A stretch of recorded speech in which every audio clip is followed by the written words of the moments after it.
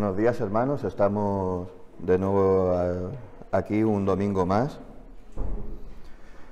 Y bueno, acabamos de tener, de hecho, la Santa Cena y, como bien ha dicho el pastor, esa muerte y resurrección de Cristo, esa conmemoración de Él que entregó su vida por nuestros pecados. Y bueno, si analizamos a día de hoy el panorama general de nuestra sociedad, y cuando hablo de sociedad no hablo de terceras personas, sino todos nosotros formamos parte de, nos guste o no, de esta sociedad. Vivimos aquí y no somos alienígenas aislados al mundo en el que vivimos. Y viendo que el propósito de nuestra vida, viendo cómo van sucediendo cosas cotidianamente, día y noche, nacemos, crecemos, morimos, en la tele continuamente lo que ayer fue noticia, hoy ya no lo es y mañana ya todo el mundo se habrá olvidado.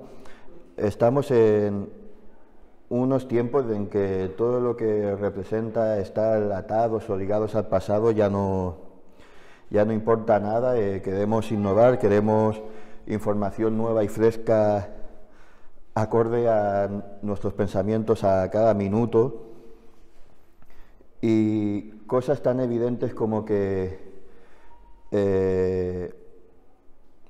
leyes intrínsecas, valores que teníamos de nuestros antepasados, hasta la historia a nivel mundial, hoy en día se discute, se cambia, y vemos como hay una especie de lucha entre los dioses antiguos y los dioses modernos. Hay una serie que, ojeando el otro día, la vi y trataba también acerca de esto, de cómo los dioses antiguos, Zeus, Odín, Alá, hasta el propio Jesús salía ahí, se enfrentaban contra los dioses modernos, el internet y las redes, y era una pelea a favor de buscar el protagonismo y buscar la adoración humana.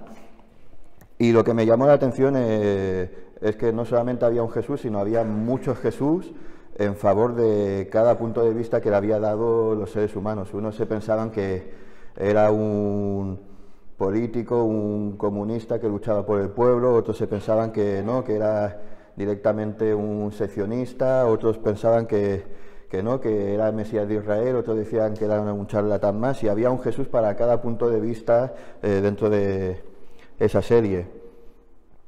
Y básicamente analizando los pensamientos del día de hoy, viendo cómo evoluciona todo, podríamos decir que nos avecinamos a un desastre completo, que estamos ante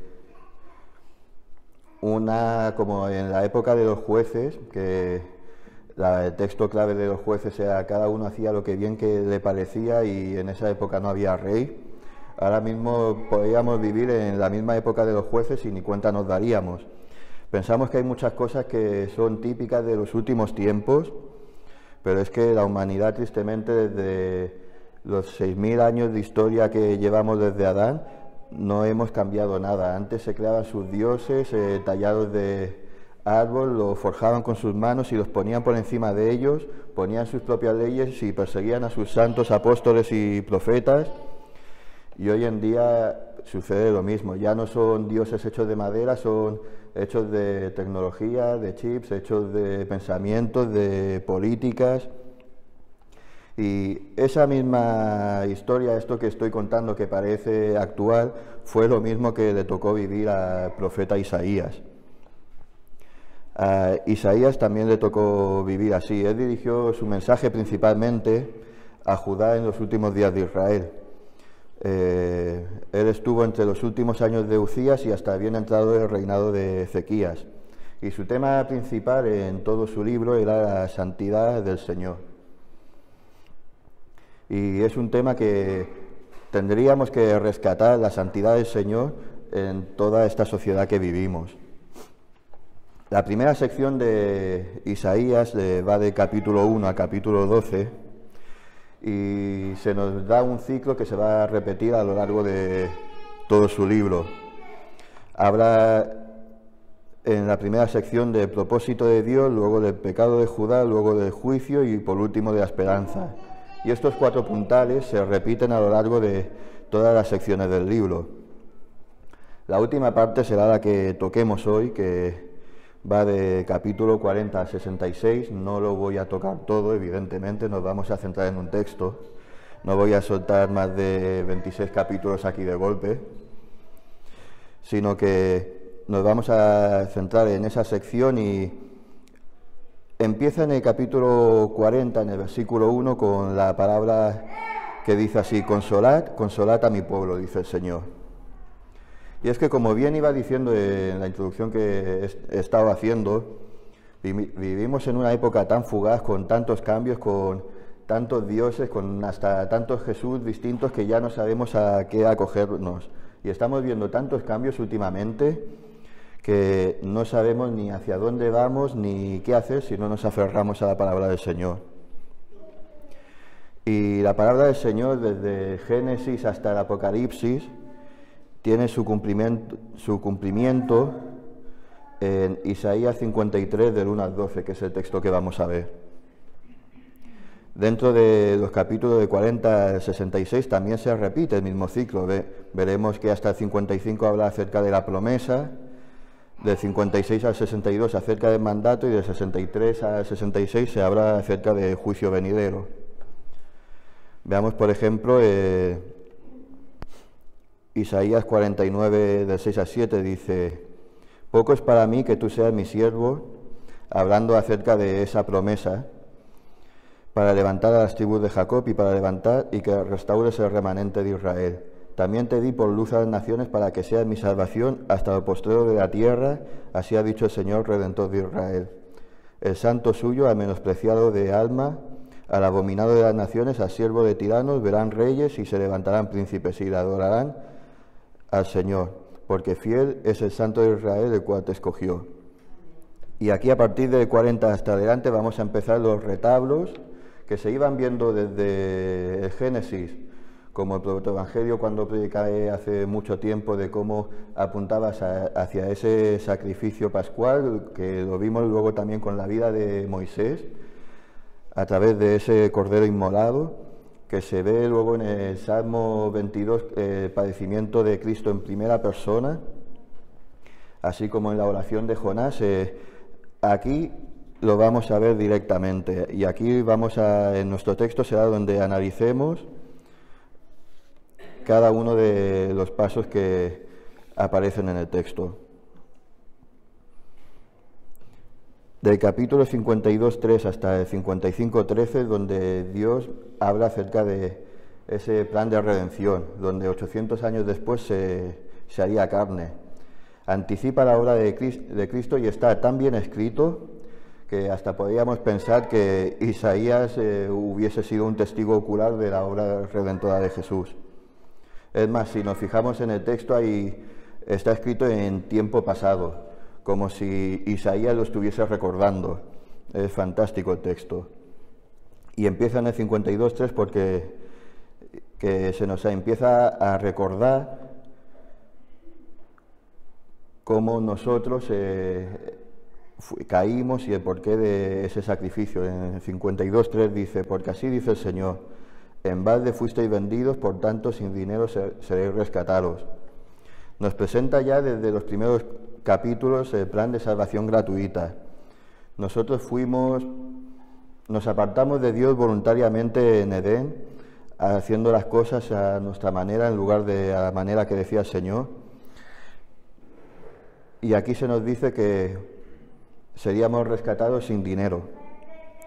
Un plan de salvación gratuita, y no solamente para el pueblo, sino para que el mundo entero estaría básicamente, como se dice en el día de hoy, en bancarrota espiritual y no tiene nada que ofrecer a Dios. Y entonces empieza en estos capítulos a presentar la buena noticia para el pueblo de Dios, que se ve en Isaías 40, versículo 9, en el 52.7, la buena noticia es: tu Dios está aquí y tu Dios reina. En el 52.13 se nos presentan que no solamente el siervo sufriente de Dios conocería la palabra, sino que la cumpliría en su plenitud. Y ese es el auténtico significado de una vida sabia. Vamos a meternos en el capítulo que vamos a tocar hoy, en el 53, del 1 al 12. He considerado bien hacer una especie de pequeña introducción al libro para que sepáis más o menos hacia qué nos íbamos enfocando, para que también conozcáis todas las secciones del libro, y os invito a leer la última gran sección en vuestras casas. Y dice así el versículo 53, del 1 al 12, vamos a irlo leyendo poco a poco.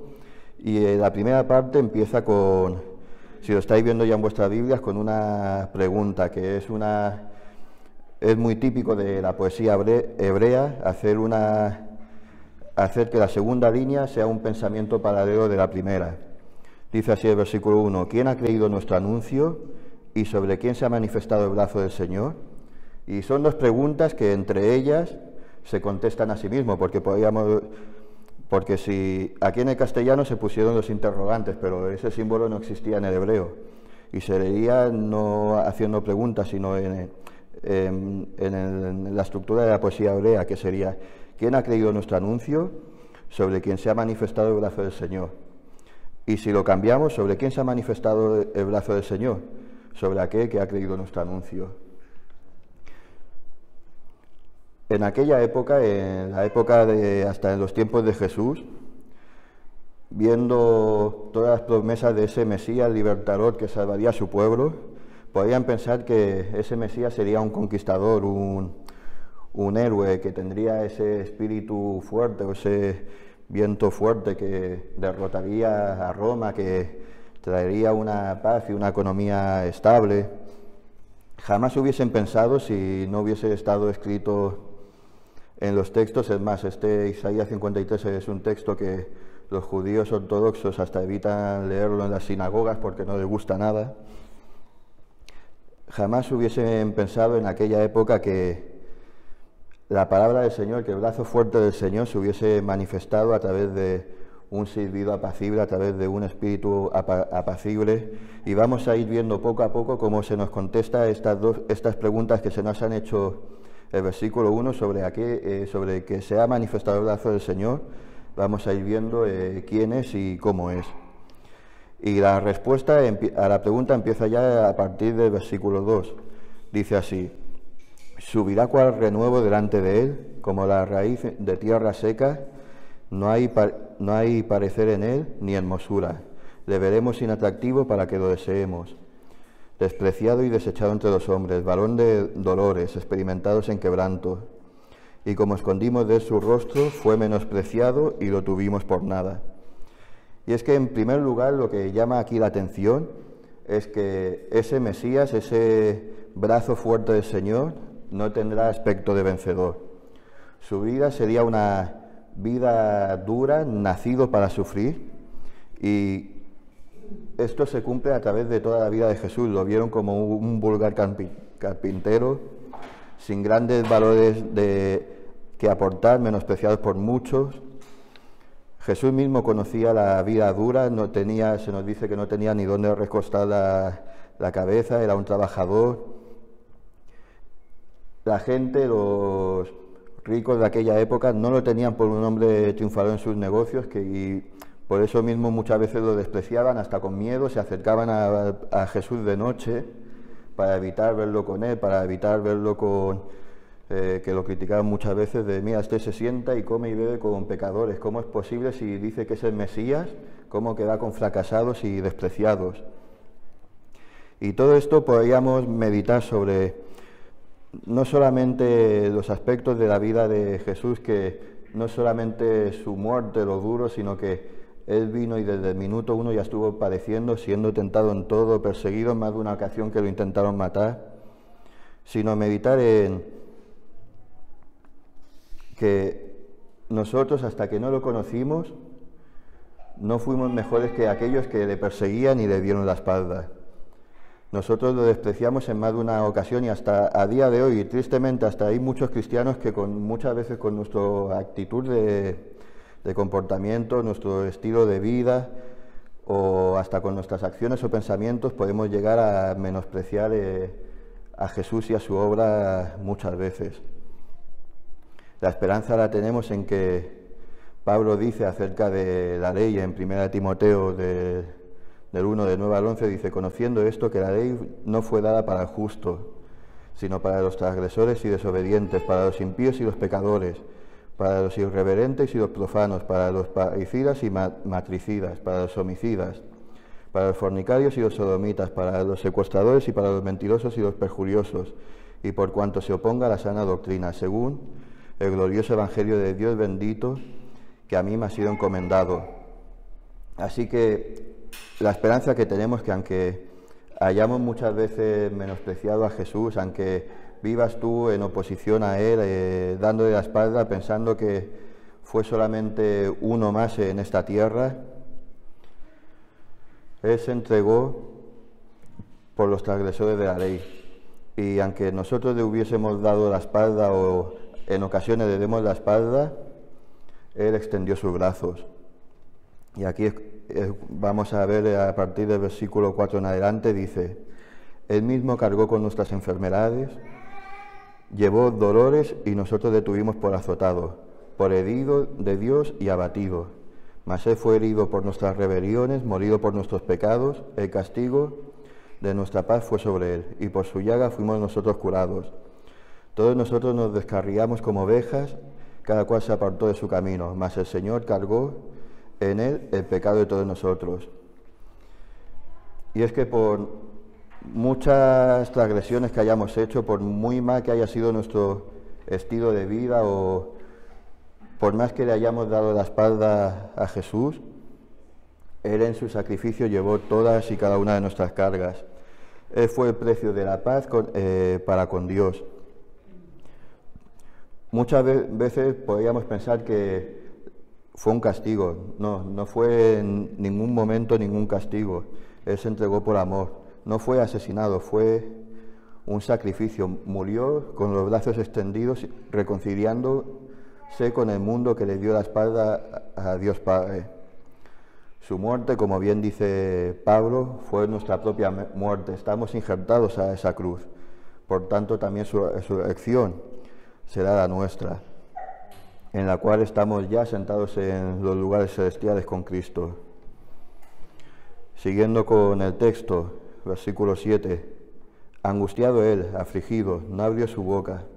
Como cordero fue llevado al matadero, y como oveja delante de sus trasquiladores. Enmudeció y no abrió su boca. Por cárcel y por juicio fue quitado, y su generación, ¿quién la contará? Porque fue cortado de la tierra de los vivientes, por la rebelión de mi pueblo fue herido. Y dispuso con los impíos su sepultura, mas con los ricos fue en su muerte, aunque nunca hizo maldad ni hubo engaño en su boca. Y es que, en pocas palabras, en estos versículos se nos habla de que Él fue Cordero de Dios que quitaba el pecado del mundo. Él fue ese sacrificio pascual que vimos que cómo se celebraba en Egipto, con ese cordero sacrificado para que el ángel de la muerte pasase. Él fue aquella asta levantada en el desierto donde estuvo la serpiente de bronce, para que todo aquel que fue mordido por esa serpiente, por el poder de la muerte y el pecado, mirando hacia la cruz, fuese salvado de dicho bocado. Él fue ese año de jubileo que se predicaba agradable y bueno al Señor. Fue muerto como un vil asesino más, pero enterrado con los ricos, y fue su sepultura. Esto lo vemos como se cumple en la vida de Cristo también. Fue muerto joven, sin descendencia, por nuestra rebelión en Edén y por nuestro pecar constante. Así que, hermanos, cada vez que miremos a la cruz no la veamos con pena ni con tristeza, sino con la esperanza, haciéndonos partícipes y receptores de su amor. Pues su justicia, la justicia de Dios, fue satisfecha en la cruz. Sigamos con los versículos de 10 en adelante. Con todo esto el Señor quiso quebrantarlo, sujetándole a padecimiento. Cuando haya puesto su vida en expiación por el pecado, verá el linaje y vivirá por largos días. Y la voluntad del Señor será en su mano prosperada. verá el fruto de la aflicción de su alma y quedará satisfecho. Por su conocimiento justificará a mi siervo justo a muchos. Llevará las iniquidades de ellos. Por tanto, yo le daré parte con los grandes y con los fuertes repartirá despojos, por cuanto derramó su vida hasta la muerte y fue contado con los pecadores, habiendo llevado el pecado de muchos y orado por los transgresores. Y es que desde el principio del tiempo, desde Génesis, vemos que Dios señaló al hombre dónde debía adorar. Ahora vemos cómo se señala hacia el único lugar donde Dios se encontraría con el hombre, sobre Jesús. ¿Y cómo lo podían adorar? Como se dice en Juan 4, 23 a 24, en espíritu y en verdad. Él existió y se ofreció por el pecado, ya que no le complacía a Dios ni los sacrificios, ni las obras, ni los esfuerzos de los hombres, como vemos en el principio del capítulo 1 de Isaías. Y era necesario un mejor y perfecto sacrificio para que Dios estuviese complacido. Vemos que aquí, en este texto, que el juicio de Dios por el pecado y el amor y la gracia de Dios hacia sus hijos, que nos rescató a través de su muerte. La recompensa de ese siervo, del siervo sufriente que se habla aquí, o como se titula en el versículo 1 del capítulo 53 de Isaías, es que vería su obra triunfar, vería su simiente, que son todos aquellos a los que el Padre le ha dado a alargar sus días sobre la tierra. Dios estaría satisfecho con el sacrificio expiatorio, versículo 11, como vimos aquí. La descendencia de Jesús, del 7 al 9, dice, murió sin descendencia. En los versículos del 10 al 12 dice que su descendencia sería todo aquel que crea en él, sobre los que ha dado la potestad de ser llamados hijos de Dios, sobre su iglesia. Su muerte, como vemos en el versículo 12, será y es beneficiosa para toda una multitud. Él salvó a sus hijos no solamente porque el pecado de muchos se centró sobre él, sino porque él intercedió también por ellos. Para ir acabando y no extenderme muchos, el plan de salvación se aplica a todos aquellos que quieran recibir los beneficios a través de su muerte, a través de la muerte de Jesús. Jesús más tarde mostrará en Isaías 54:13 que es una referencia a la regeneración, que esto luego se ve más adelante también en Juan 6:44 a 45, en Tesalonicenses 4, en 1 de Juan capítulo 2, y todo esto en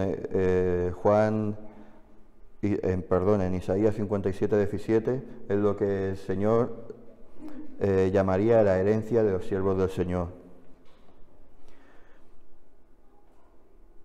Recibimos todos los beneficios, recibimos todos los que estamos aquí, creo que es así, los beneficios de la muerte y la resurrección de Cristo. Somos considerados gracias a su obra y sus sacrificios justos. Y no solo porque Dios mismo... Es que esta línea no sé cómo explicarla, he estado pensando una y otra vez, y es que Dios mismo desde un principio nos dijo, aquí tenéis la ley, esto es lo que debéis cumplir. Pero desde el minuto 1, Dios mismo ya preparó el sacrificio suyo propio. Y es que Dios mismo proporcionó lo que de nosotros exigía. Y esta frase, Dios mismo proporcionó lo que de nosotros exigía, es que no sé cómo se puede explicar de otro modo. Es que la única forma de poderla expresar ha sido poniendo así, es que Dios, teniéndolo todo, lo dejó, y a nosotros, que se nos exigía una vida santa, una ley que era imposible de cumplir, Él mismo satisfajo la justicia divina que venía sobre nosotros. Él mismo se entregó para que nosotros fuésemos librados de nuestra forma perversa y mala de vivir. Finalmente se presenta en Isaías 55 una invitación para todos aquellos que quieran participar de ese plan para reconciliarse con Dios. Dice así en Isaías 55, a todos los sedientos venid a las aguas, y a los que no tienen dinero venid y comprad y comed. venid y comprad sin dinero y sin precio vino y leche. Y es que desde el principio del libro de Isaías habla una y otra vez de que Dios proveería esa agua gratuita para los pobres y los necesitados. Y esa agua ahora es ofrecida por todos los sedientos. Y ninguno de los hijos de Dios, los que ya somos cristianos, los que ya llevamos un tiempo en la fe, no tenemos el derecho de restringir esa invitación a nadie. La salvación, cierto es que es por obra del Espíritu Santo en nuestros corazones. Es más, en Isaías 54:13 dice que Dios mismo es el que nos enseña. Dice así: y todos sus hijos serán enseñados por el Señor y se multiplicará la paz de tus hijos. Pero la invitación debe ser hecha a todos sin distinción. Esto lo vemos al final de casi todos los evangelios, cuando se nos dice: id y predicar el evangelio. Y es que en pocas palabras nuestra alegría de esa justicia satisfecha, de esa muerte de Dios por nosotros, hay que compartirla. Yo no sé, si a alguien le toca la lotería y se lo calla y no lo dice a nadie, pues muy extraño sería. O si alguien lo asciende en el trabajo, verdad que no se calla. O si alguien se compra una casa o un coche, sino que su alegría la comparte, no la mantiene en secreto.